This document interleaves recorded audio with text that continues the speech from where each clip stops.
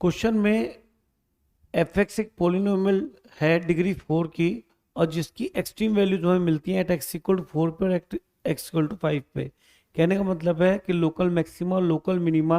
आपको x equal to 4 और x equal to 5 पे मिलेगा। इसका मीनिंग अगर हम ये लेके चलें कि एफ एक्स एक पोलिनोमियल है ए एक्स की power 4 plus b x cube plus c x square plus d x plus e, तो सबसे मैक्सिमम डिग्री 4 की पोलिनोमियल यही बन सकती है और कुछ नहीं। अब इन्होंने कहा कि एक्सट्रीम वैल्यू है 4 पे और 5 पे, इसका मतलब एफ डैश 4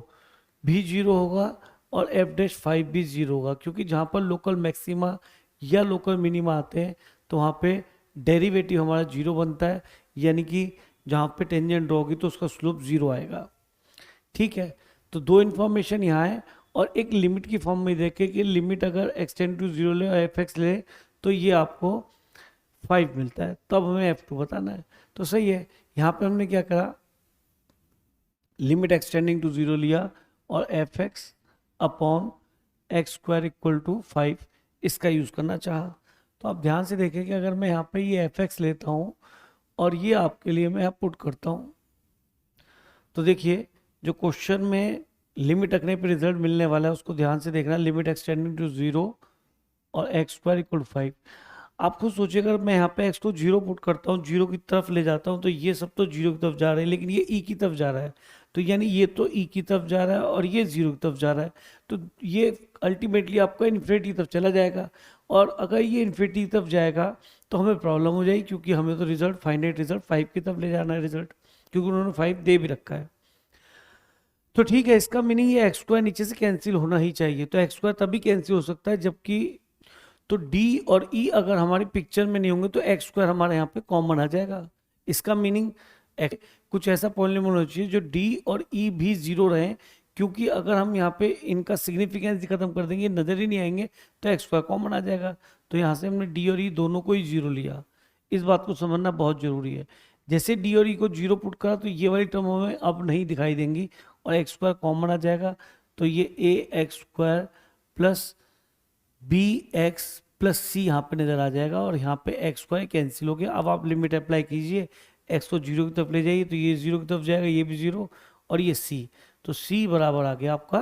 5। तो आपके पास डी भी आ चुका है और ई भी आ चुका है और सी भी आ चुका है, 3 अननोन आ चुके, 2 अननोन ए और बी रह गए, वो शायद इनसे मिलेंगे। तो ठीक है, यहाँ पे इसका डेरिवेटिव भी निकाल लीजिए, तो एफ डैश एक्स हो गया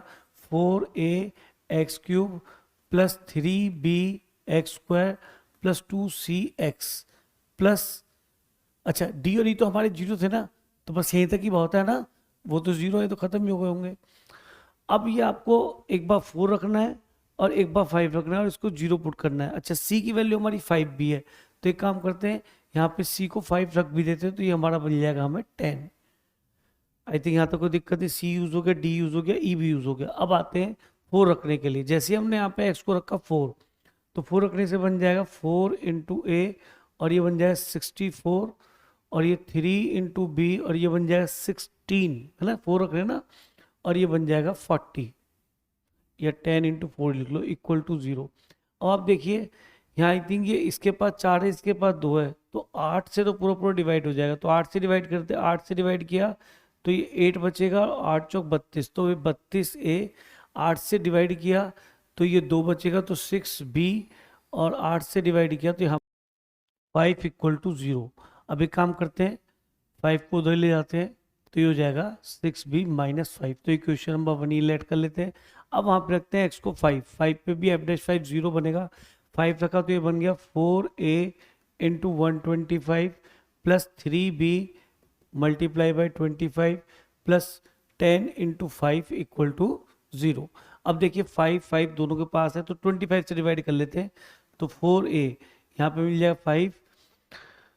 और यहाँ 25 से डिवाइड किया 3b और 25 से डिवाइड किया तो 2, तो यहाँ पे आपका रिजल्ट आ गया 20a plus 3b equal to -2, ये क्वेश्चन नंबर आ गई 2। अब देखिए 6 भी बन जाएगा, इसको 2 से मल्टीप्लाई करके यहाँ सब्ट्रैक्ट कर देते हैं, तो ये हो जाएगा 40a प्लस 2 से मल्टीप्लाई किया तो 6b इक्वल टू -4। अब देखिए जब मैं इसको यहाँ पे सब्ट्रैक्ट करूँगा तो साइन चेंज हो जाएगा, ये कैंसिल, और ये हो जाएगा माइनस का 8 है इक्वल टू माइनस का 1, यानी ए की वैल्यू यहाँ से आ गई आपके पास 1/8। अब ए को 1/8 यहाँ पर रख दिए, किसी में रख दिए, वैल्यू सेम ही आनी है। ए को रखा हमने यहाँ पे 1/8, तो 1/8 रखा, 3b इक्वल टू -2, तो 3b आ जाएगा आपको -2, और ये होगा 4 2 4 5, तो माइनस का 5/2, तो 3b मिल गया आपको -4 -9/2, तो 3 से 3 यहाँ कैंसिल हो जाएगा, तो b इक्वल टू आ जाएगा -3/2। अब आपके पास पूरा फंक्शन ऑब्टेन हो चुका है। अब सिंपल है, आपको कुछ नहीं, केवल फंक्शन में x की जगह 2 पुट करना है। तो फंक्शन हमारा आया यहाँ पे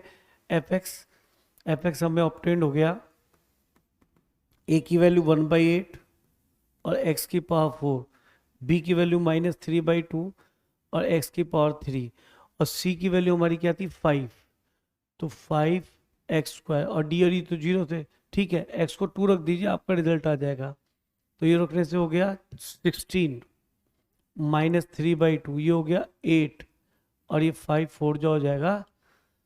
20, तो 20 ये हो गया, ये 4, तो ये हो गया -12, और ये हो गया 2, तो ये मिल गया 2, तो -10, तो +10, तो ऑप्शन नंबर आपका बी यहाँ पे करेक्ट हो जाता है। तो देखिए इस टाइप के क्वेश्चन पहले भी बहुत पूछे आ चुके, आईआईटी में भी आ चुके, जेईई मेन में भी आ चुके, तो एक बार जरूर करना बनता है।